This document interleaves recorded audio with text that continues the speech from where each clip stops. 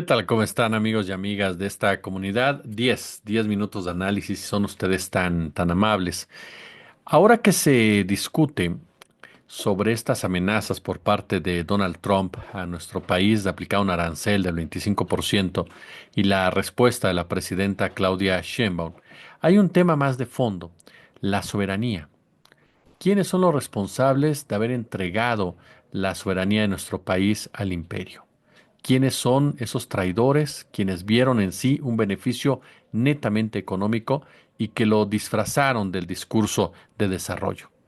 ¿Quiénes son esos personajes que no tuvieron ningún tipo de vergüenza, ningún tipo de limitancia, de límite, para llevar a cabo una acción que sabían perfectamente que tarde que temprano iba a afectar a nuestro país? Personajes que vergonzosamente, hay que decirlo, fueron presidentes de la República. Fueron personajes que se sentaron en la silla del águila y que se comportaron como aquellos conservadores que festejaron la pérdida de la mitad del territorio. Pero estos fueron peores, porque lo entregaron sin pelear.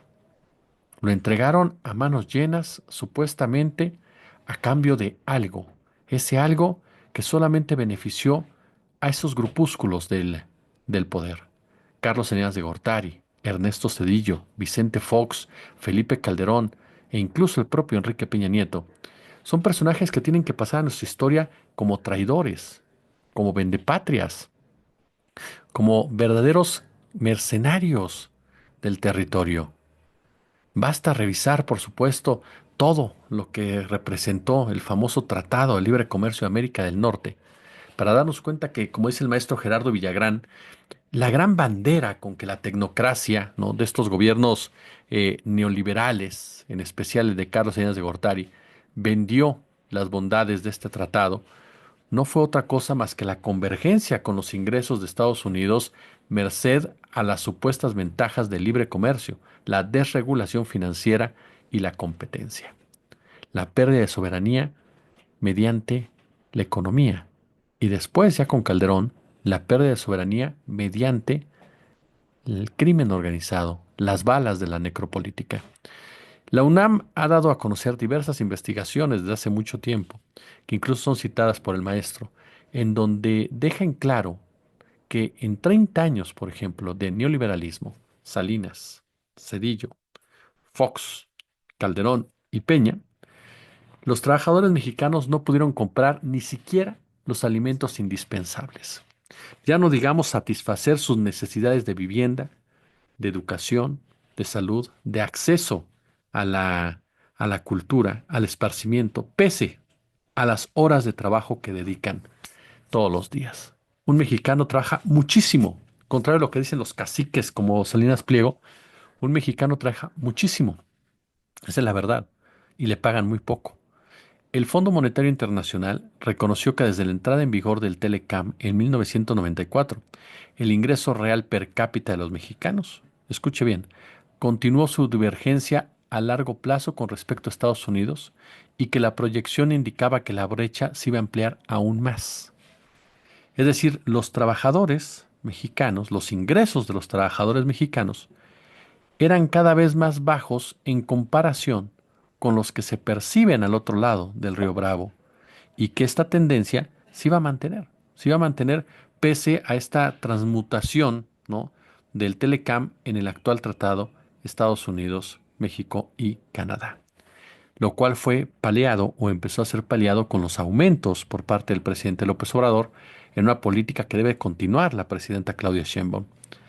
La ampliación de la brecha no se debe a que la economía de Estados Unidos haya registrado un mayor crecimiento en el periodo. No.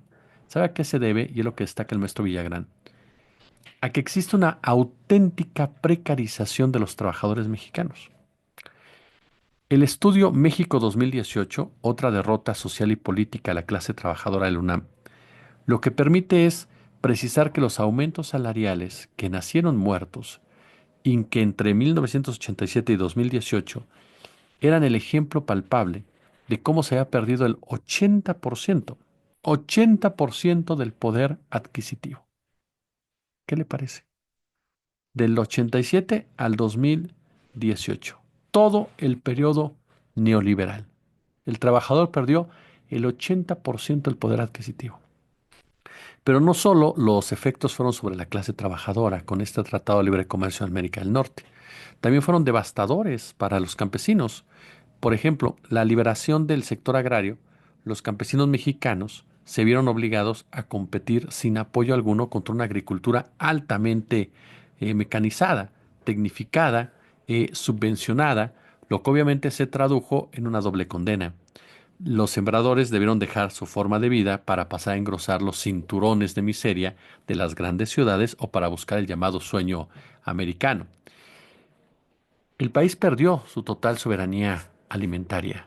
¿Se da cuenta? Con este tratado fuimos perdiendo espacios, soberanía alimentaria, soberanía energética, soberanía financiera, soberanía en materia de seguridad. Vea los datos que proporcionó en su momento la jornada. Se compraba al exterior el 82.2% del maíz amarillo, el 86% del arroz, el 70% del trigo, el 39.3% de la carne de cerdo que se consumía en México. ¿Qué le parece? Esos son datos del Tratado de Libre Comercio de América del Norte. La contraparte de esta descampesinización del mundo rural, no, es la concentración de las mejores tierras en manos de quién, de la agroindustria, de la élite, de la oligarquía dedicada no a satisfacer las necesidades alimentarias, sino a satisfacer el mercado de exportación. Una gran agroindustria transnacional basada en la destrucción del medio ambiente. Por ejemplo, en la violación sistemática de los derechos humanos. Usted recuerda a los jornaleros, ¿no? De San Quintín, a los jornaleros de Sinaloa, a los jornaleros de Guerrero, por ejemplo. Pero no solamente eso, vale la pena seguir recordando este dato que dio el maestro Villagrán. Desde 1994, el endeudamiento creciente en nuestro país se fue imponiendo con más severos costos atados a la cuenta de la soberanía nacional. Especialmente en materia financiera resultó muy difícil, muy complicado, más que cualquier intento de evitar los excesivos pagos paralelos que se cobran adicionalmente a los créditos y se obligan a pago con riqueza y soberanías nacionales. Hay exigencias directas perfectamente comprobadas, ¿no? De pago que abrieron el 80% de la economía a la voracidad financiera y al atropello constante de los más caros valores de la democracia y de la soberanía. Nos cobraron con sangre, literalmente, la deuda. Al mismo tiempo, se aumentaron las ganancias especulativas bancarias y financieras. Todo esto obtenido a raíz del pago de esas otras obligaciones contraídas junto con los créditos, lo que obligó a los países deudores menos desarrollados a soportar por la fuerza, porque no había de otra manera, por la fuerza, mm, los nuevos créditos de los que dependían. Es decir, la transferencia de la crisis de los industrializados a su propia costa. Un ejemplo palpable, el FOBAPROA, una crisis bancaria provocada por los oligarcas que termina pagando el pueblo y que termina, por supuesto, endeudándose. Y quien esté endeudando pierde soberanía. Los efectos que eran secundarios al Telecam en México significaron que las decisiones nacionales y todo el marco de su ejecución pública y privada de la contratación y destino de los recursos públicos, pues obviamente no fueran regulados por las autoridades mexicanas. Esas decisiones las tomaban esas autoridades monetarias y financieras internacionales, por las cuales ni usted ni yo votamos. ¿Está de acuerdo? Y sin embargo, durante años determinaron qué se hacía y cómo se hacía. Por eso es que ahora está toda esa parvada, ¿no? De corifeos que dicen, oye, Moody's ya nos bajó la calificación, oye, Goldman Sachs ya se preocupó porque están acostumbrados a que todo lo determinen ellos con cero soberanía por parte por parte de los mexicanos. Hablamos, por supuesto, de una corporatocracia a la que le importa muy poco el bienestar del ciudadano. El ciudadano es desechable. Lo que le importa es saquear la riqueza natural. Lo que le importa es devastar a las sociedades. Estamos hablando de fondos buitre, estamos hablando de las siete magníficas, estamos hablando de transnacionales, estamos hablando de esas empresas grandotas que se apoderaron de la soberanía de las naciones gracias a la complicidad, por parte de políticos, por parte de personajes que llegaron al poder de manera fraudulenta, incluso por parte de personajes que nunca han querido a México. El problema de la pérdida de soberanía durante los gobiernos neoliberales mexicanos por el endeudamiento es el exceso al que se ha llevado la situación. No hay límites. No ha habido límites en el neoliberalismo. No hubo límites en el neoliberalismo, ni en política nacional, ni en política pública, ni en política privada. Mucho menos, por supuesto, en la política fiscal, en donde se les perdonó absolutamente todo a los grandes, a los empresarios grandotes y se pasó a fastidiar a la mayoría de los mexicanos. Queda claro que personajes como Salinas de Gortari, como Cedillo, como Fox, como Calderón, como Peña Nieto, tienen que estar en el basurero de la historia. Son apátridas completamente.